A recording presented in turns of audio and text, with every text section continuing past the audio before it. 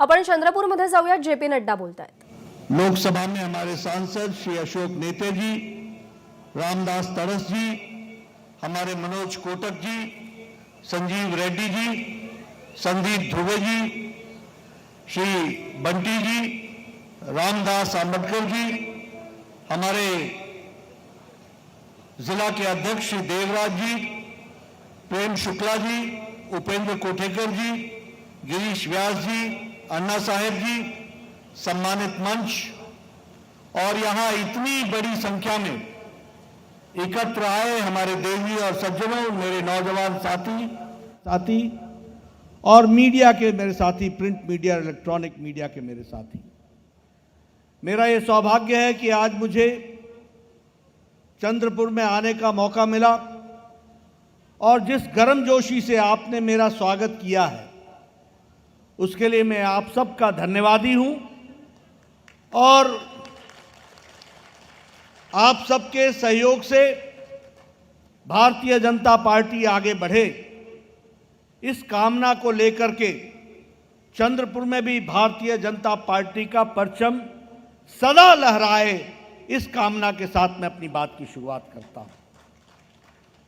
मैं यहां जब आया हूं तो मैं महाकाली को याद न करूं तो शायद मेरा आना सार्थक नहीं होगा, इसलिए सबसे पहले तो मैं महाकाली को वंदन करता हुआ, नमन करता हुआ अपनी बात को प्रारंभ करता हूं। साथ ही साथ वीर बाबूराव शेरमाकी जी को याद करना यह भी मेरी जिम्मेवारी बनती है, जिन्होंने इस देश के लिए अपने आप को आहूत किया। ऐसे वीर पुरुष को भी याद करना मेरी जिम्मेवारी बनती है।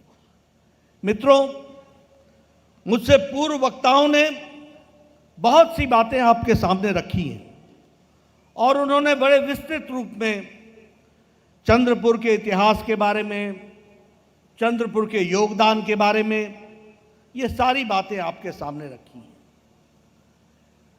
मैं जब आज आपके बीच में आया हूं तो कुछ बातों की तरफ आपका ध्यान आकृष्ट करना चाहता हूं।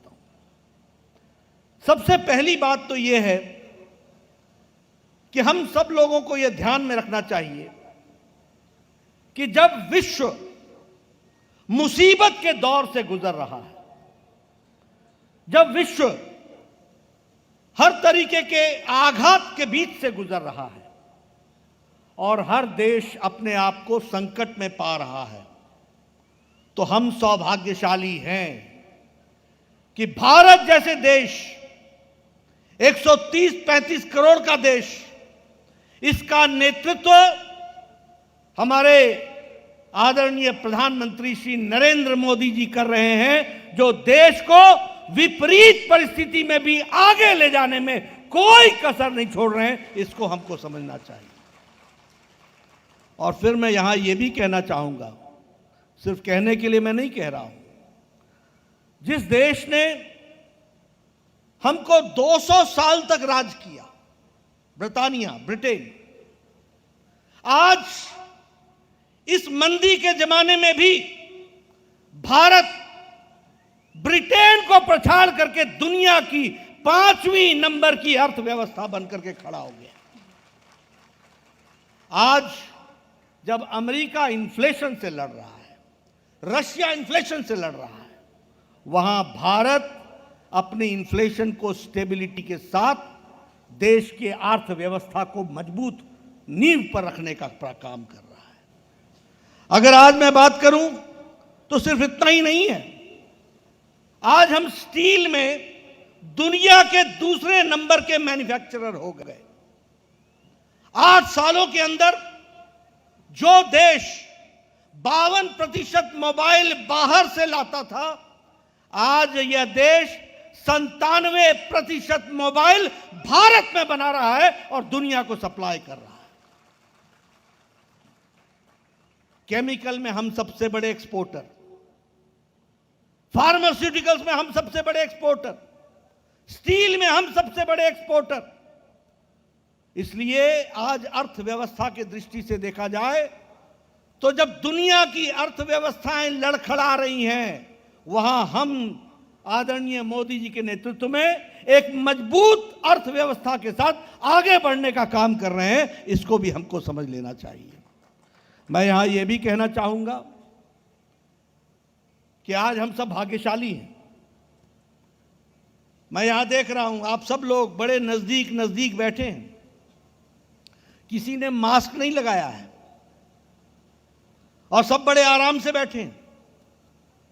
अमेरिका में अभी तक टीकाकरण पूरा नहीं हुआ है, यूरोप ने अभी तक टीकाकरण पूरा नहीं किया है, चीन की हालत आप लोगों ने टेलीविजन में देख ली है। वहीं मोदी जी के नेतृत्व में भारत 220 करोड़ टीकाकरण, डबल डोज और बूस्टर के साथ सुरक्षा कवच पहन करके हमारे सामने यह तस्वीर दिखती है।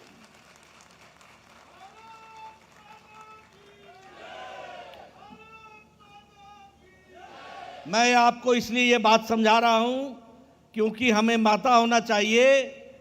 सूरज दिखे तो ये तो पता चले कि अंधेरा क्या होता है।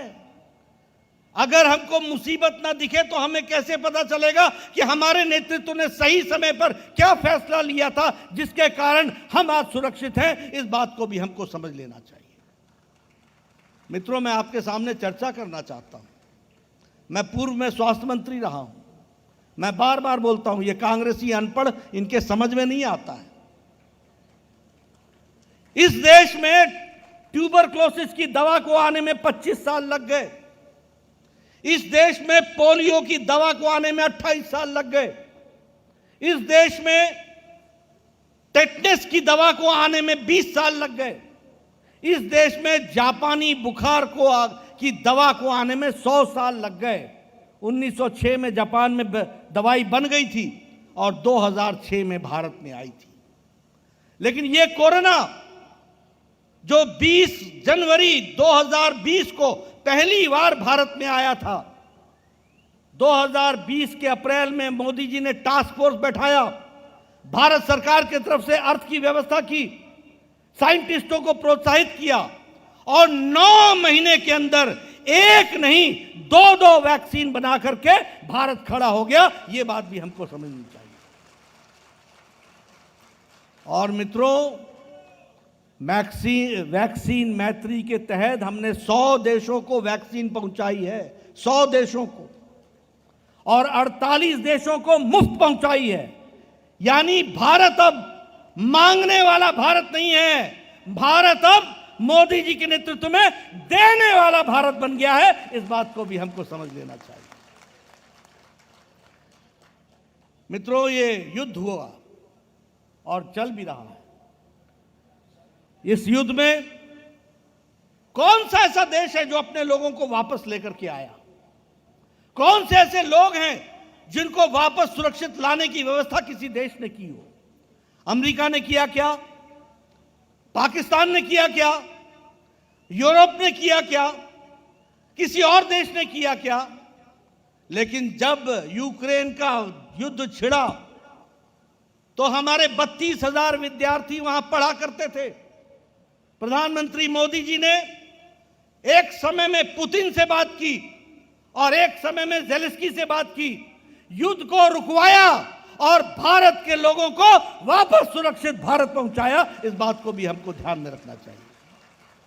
और इतना ही नहीं, कई छात्र कई देशों के भारत का तिरंगा पकड़ करके वो भी तैर गए, वो भी निकल करके आ गए। यह स्थिति आकर के खड़ी।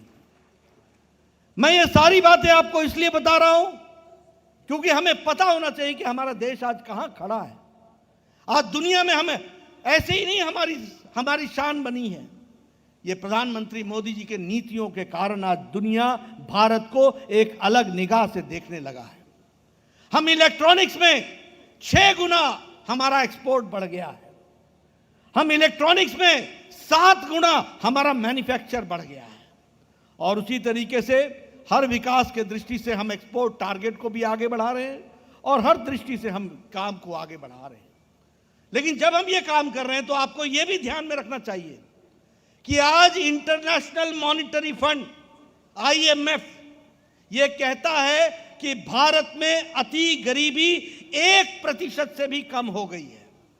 और इसका कारण यह है कि प्रधानमंत्री जी ने प्रधानमंत्री गरीब कल्याण अन्न योजना में 80 करोड़ की जनता को प्रति व्यक्ति 5 किलो गेहूं, 5 किलो चावल, 1 किलो दाल की व्यवस्था की है। इस कारण से हम अति गरीबी से नीचे आ गए और हमारी अति गरीबी 1% से नीचे आ गई। उसी तरीके से अगर हम बात करें जल जीवन मिशन में, कभी सोचा था कि हमको घर में नल के माध्यम से पानी पीने को मिलेगा? कभी कल्पना की थी? लेकिन आज हम कह सकते हैं कि 7 करोड़ 30 लाख घरों में और आपके चंद्रपुर में 1,40,000 घरों में हर घर नल, हर घर जल का टैप कनेक्शन लगा दिया गया है। इस बात को भी हमको ध्यान में रखना चाहिए। तर भाजपच्या मिशन 45ला चंद्रपूरमधून सुरुवात झाली आहे। जे पी नड्डा बोलतात, नरेंद्र मोदींच्या नेतृत्वामध्ये देशाची प्रगती सुरू आहे असं त्यांनी सभेमध्ये संबोधताना म्हटलेलं आहे। एबीपी माझा, उघडा डोळे बघा नीट।